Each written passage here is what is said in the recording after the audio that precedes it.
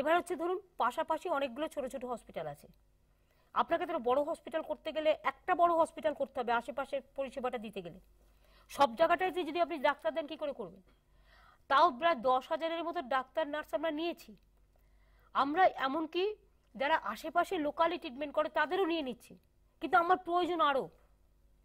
মেটাবেন কি করে? চেষ্টা করছি, কলকাতাতেও আমরা অনেক ডাক্তার প্রফেসররা আছে তাদেরও রিকোয়েস্ট করছি দুদিন করে জেলায় গিয়ে সার্ভিস দিতে। লোকাল যারা ডাক্তার প্র্যাকটিস করে, ট্র্যাডিশনালি ডাক্তারদের একটা অনাগ্রহ থাকে গ্রামে গিয়ে কাজ করার, সেটা আমরা একটা ইনসেন্টিভস যেখানে যেখানে খুব ইন্টেরিয়ার এরিয়া সেখানে দেওয়ার চেষ্টা করছি। লোকাল ছেলেমেয়েরা যাতে ডাক্তারি লোকাল এলাকায় বেশি ইন্টারেস্ট নিয়ে করে সেটা আমরা চেষ্টা করছি।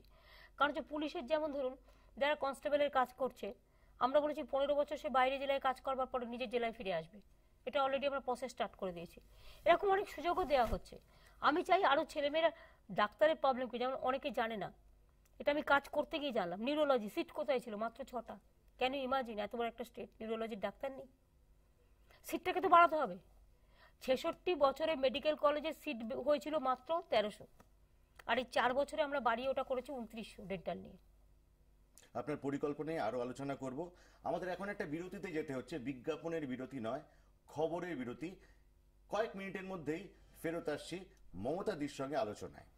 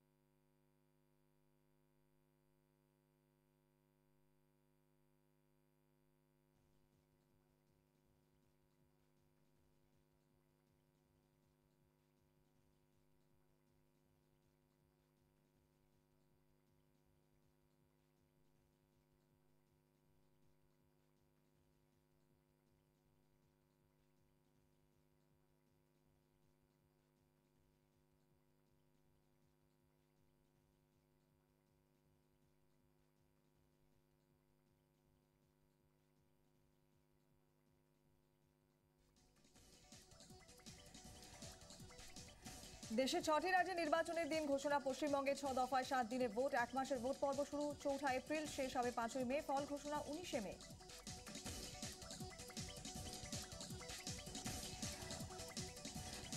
অবাধ ভোট করতে বদ্ধপরিকর নির্বাচন কমিশন। প্রতি জেলায় 5 জন করে কেন্দ্রীয় পর্যবেক্ষক। বাহিনীর নজরদারির দায়িত্বে কেন্দ্রীয় পর্যবেক্ষকই।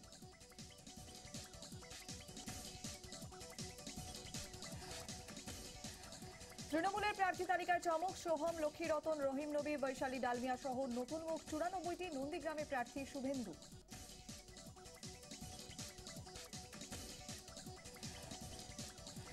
তৃণমূলে বাড়ল সংখ্যালঘু প্রার্থীর সংখ্যা। এবার দাঁড়াচ্ছেন 57 জন সংখ্যালঘু।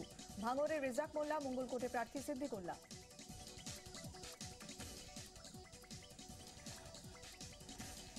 আগের কেন্দ্রেই দাঁড়াচ্ছেন মুখ্যমন্ত্রী। দক্ষিণ কলকাতার ভবানীপুরে প্রার্থী মমতা বন্দ্যোপাধ্যায়।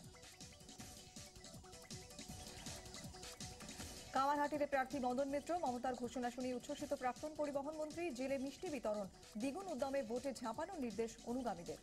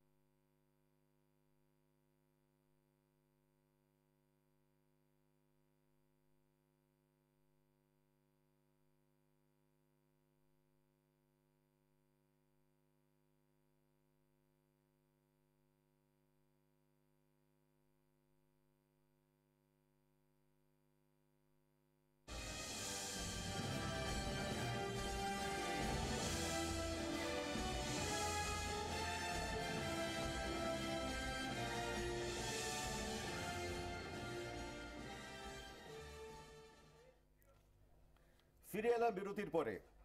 খবরের বিরতির পরে কথা বলছি মমতা বন্দ্যোপাধ্যায়ের সঙ্গে। একটা লেখা থেকে পড়ছি, অসহিষ্ণুতা আজ এতটাই বেড়ে গেছে যে একটা মাৎসন্যায়ের অবস্থা চলছে। অনেকে তো আবার সারা সমাজের বিভিন্ন কাজে যুক্ত, কেউ সংস্কৃতিতে, কেউ বা শিল্পে। তারা সম্মানহানির ভয়ে ভীত সন্ত্রস্ত হয়ে ভয়ে একেবারে গুটিয়ে গেছে। লেখিকার নাম মমতা বন্দ্যোপাধ্যায়। কার কথা বলছেন, কোন সময়ের কথা বলছেন?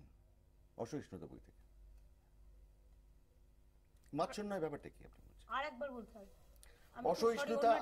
অসহিষ্ণুতা আজ এতটাই বেড়ে গেছে যে একটা মাৎসন্যায়ের অবস্থা তৈরি হয়েছে। অনেকে তো আবার সারা সমাজের বিভিন্ন কাজে যুক্ত, কেউ সংস্কৃতিতে, আবার কেউ বা শিল্পে।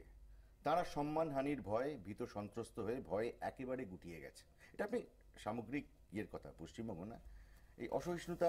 এটা আমি বলেছি তার কারণ হচ্ছে, দেখুন, অসহিষ্ণুতা যেমন ধর্মীয় অসহিষ্ণুতা আছে, ভাষার অসহিষ্ণুতা আছে, কথার অসহিষ্ণুতা আছে, অত্যাচারের অসহিষ্ণুতা আছে। কাউকে কাউকে আমি কন্ট্রোল করতে পারছি না বলে তাকে আমি নানাভাবে বেকায়দায় ফেলে তাকে অসম্মানিত করব, এটা তার জন্য লেখা। যেমন মিথুন দা থেকে শুরু করে আরো অনেকে এরকম আছে যাদের নানাভাবে নানা কায়দায়, কখনো শাহরুখ আছে, কখনো সালমান আছে, কখনো আমির আছে। এই যে এদের সব নানাভাবে, তারপরে আমাদের এখানে গান গাইতে এলেন গোলাম সাহেব, তাকে গান গাইতে দেয়া হলো না।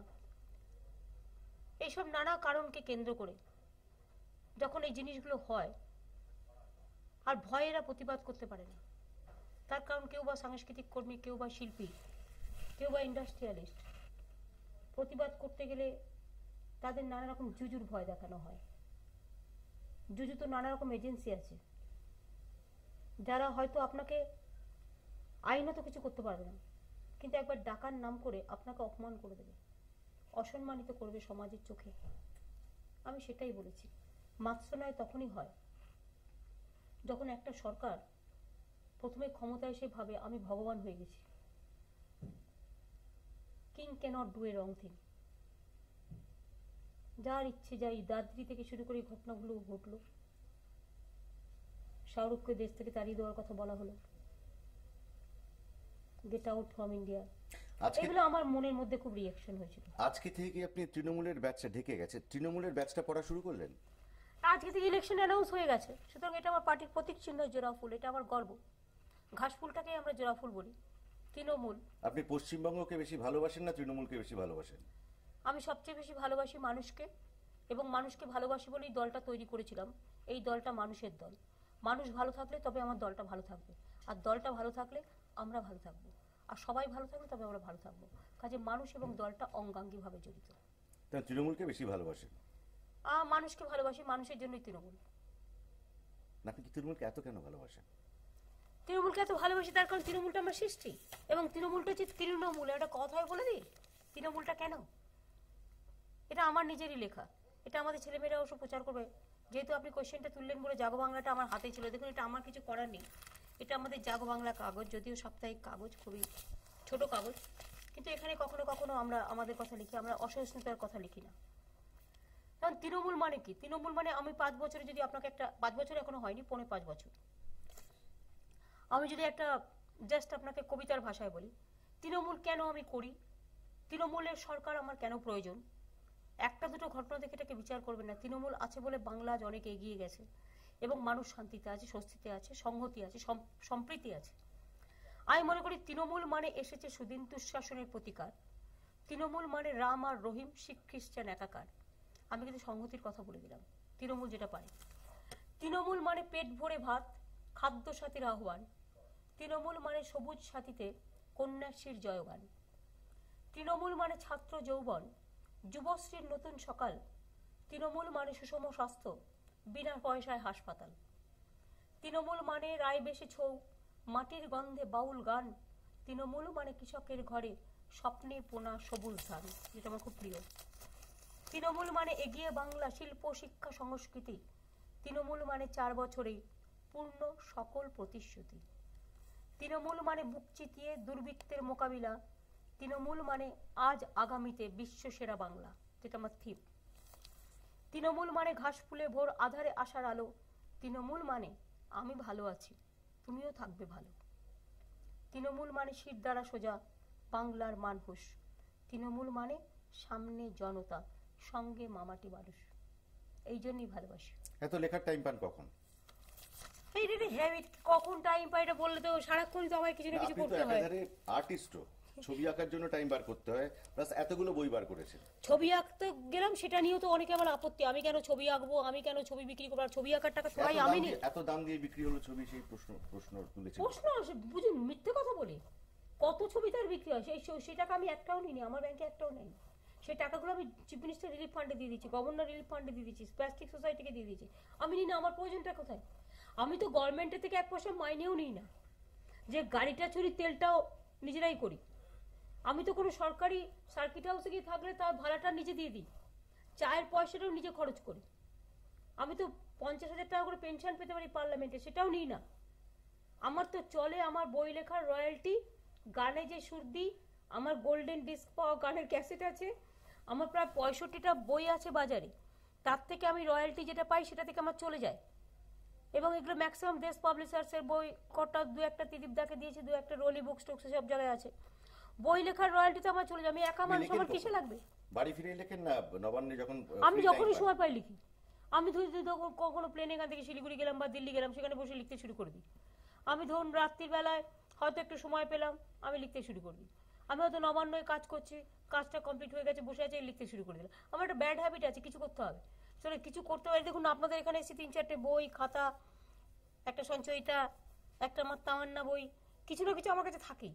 কিছু না থাকলে মোবাইলটা তো থাকে, ওখানে হটস্টার থাকে, নয় ওয়েদার থাকে, নয় ইউটিউব থাকে, নয় টুইটার থাকে, কিছু না কিছু করতেই হয়। আপনার ঘরে যারা ঢুকেছে, আমার একজন বলেছেন যে ঘরটা মনে হবে একজন উচ্চ মাধ্যমিকের পরীক্ষার্থীর ঘরের মতন। ছোট্ট ঘর, প্রচুর এক্সারসাইজ বই সাজানো, তাতে নানা রকমের জিনিস লেখা, কিছু মূর্তি আছে, মা বাবার ছবি আছে। মূর্তি কিছু নেই, ঠাকুরের 2-1টা ছোট ছোট আছে, আমার মায়ের ছবি আছে, আর আমার কিছু বই আছে সর্বধর্ম সমন্বয়, একটা কোরআন গীতা আছে, একটা কোরআন আছে, একটা বাইবেল আছে, একটা গুরুদ্বারার একটা পাঞ্জাবি কৃপন আছে। তাছাড়া আমার যেটা আছে কয়েকটা বই আছে, আর আমার লেখার প্রচুর খাতা আছে। আমার একদম জায়গা নেই, খুবই ছোট্ট, আমাকে নিজে রাখার জায়গাটাই খুব কম, কাজেই ওইটুকু জায়গার মধ্যেই আমি লিখি। ওটাই আমার রান্নাঘর, ওটাই আমার খাবার ঘর, ওটাই আমার বসার ঘর, ওটাই আমার শোয়ার ঘর, ওটাই আমার লেখার ঘর, কিন্তু ওইটাই আমার সর্ব।